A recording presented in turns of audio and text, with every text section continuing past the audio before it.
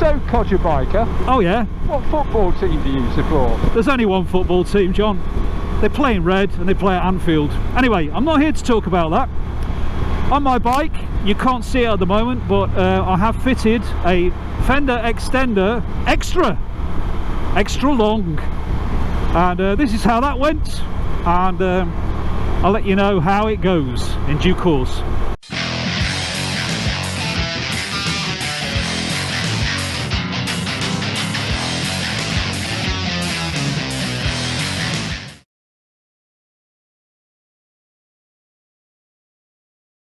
The tools I used: a torque wrench, an ordinary wrench, 14mm socket on both, 3mm Allen, 8mm spanner. That's it. Oh yeah, I forgot some Loctite.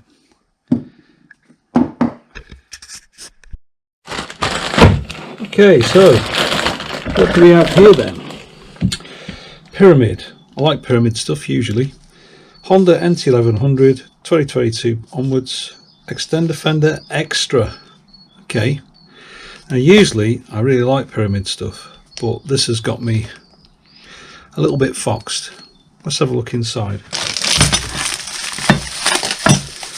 So we've got quite a large extension to the mudguard. And because it is so large, because it's called an Extra,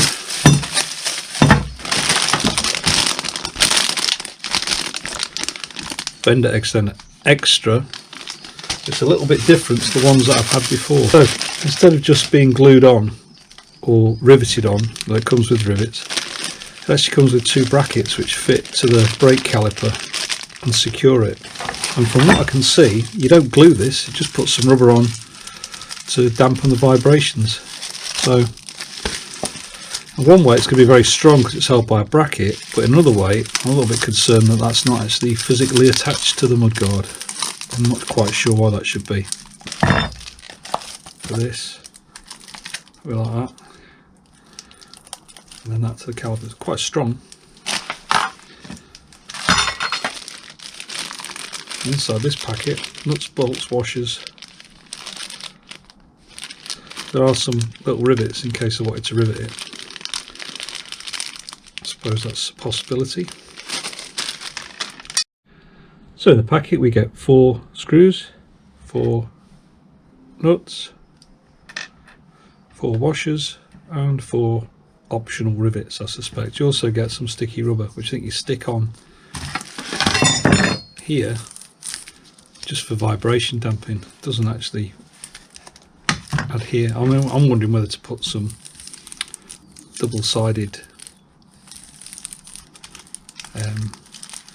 tape on it, the sort you use to, you know, hold cameras.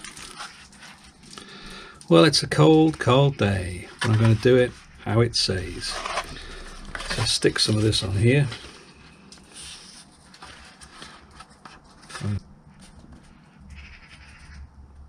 Okay, so looks like the mudguard brackets go on the outside.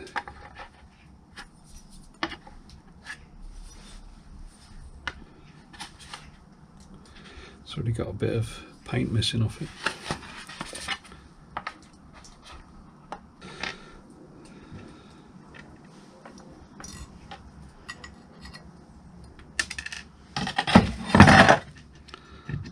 It says just to do it just loosely, so you've got a bit of movement, I guess.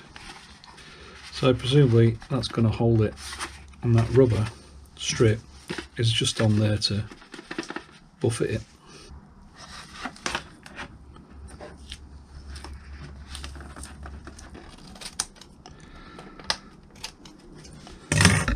As I say, at a later date, so I've attached the rubber on there. I think that's just to stop it vibrating. At a later date I might replace that with some 3M double-sided tape, but for now I'll do it by the book. So that's loosely attached on that side. Ah, I can see why it's happened, and we've got a bit of a leak. Look,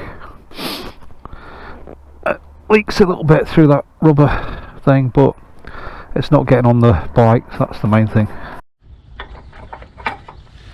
I'm just offering it up to the bike. You can see that the bolt goes there. So the idea of this obviously is to stop all the muck getting thrown onto the radiator, which is dirty, and into the sort of tray and engine as much as possible anyway. Bring that around. I've got a much higher quality socket for this job and a extended bar. It's going to be tight. That's it. Okay, so plenty of thread on there and thread lock. Green. This will fit in there loosely.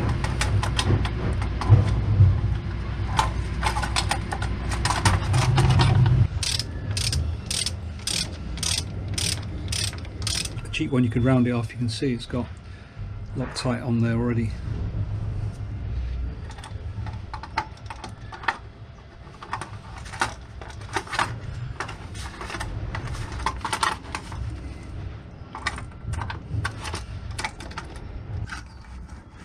There's a fair bit of adjustment in it yet.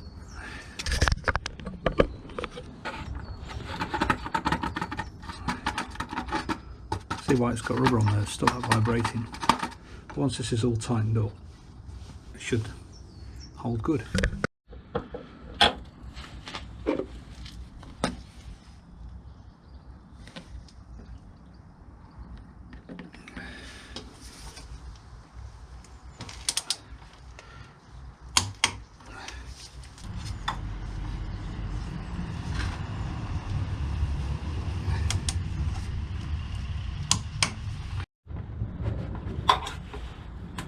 A bit of fiddling and then sort of gradually getting it into position. So mistake was to look at this, and it's clear that the bracket's on the inside, but you can look at it in such a way that it makes it look like the left hand side is poking outwards like an optical illusion, and that's how I saw it. You might be able to see it if you stare at it long enough. But you can't see both sides like that. I'd only looked at the left hand side for some reason or other. So it's my fault. Anyway, here's how I sorted it out. I do recommend you get these brackets right before you put them on the bike, because it's quite tricky once it's on the bike. It took me about 30 minutes, but I've done it.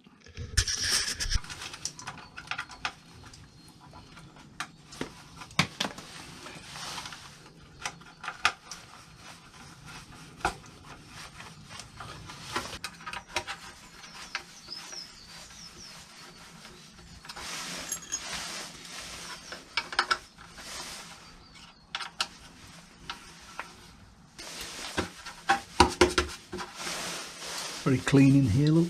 Very little dirt, so it does its job. So, we are at the Let's Eat Cafe, and there's my Fender Extender doing its job. Strangely, it's got dirt on the top of it there. Quite sure how that's happened. I can see why it's happened, and we've got a bit of a leak, look. Leaks a little bit through that rubber thing, but it's not getting on the bike, so that's the main thing. Cleans off. I still think that would be better if it was bonded, but it's solid. It's not going anywhere. Nothing in here, nothing on the radiator, so that's good. So it's doing its job, but it does leak a little bit through that bit of rubber. Still, it works. So that was how I fitted the Fender Extender Extra. You really need two people, but Dr. J wasn't around at the time.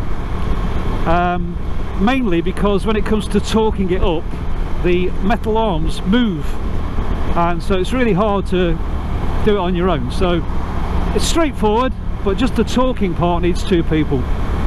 On that note, Hodge Biker is out in the sunshine. Adieu.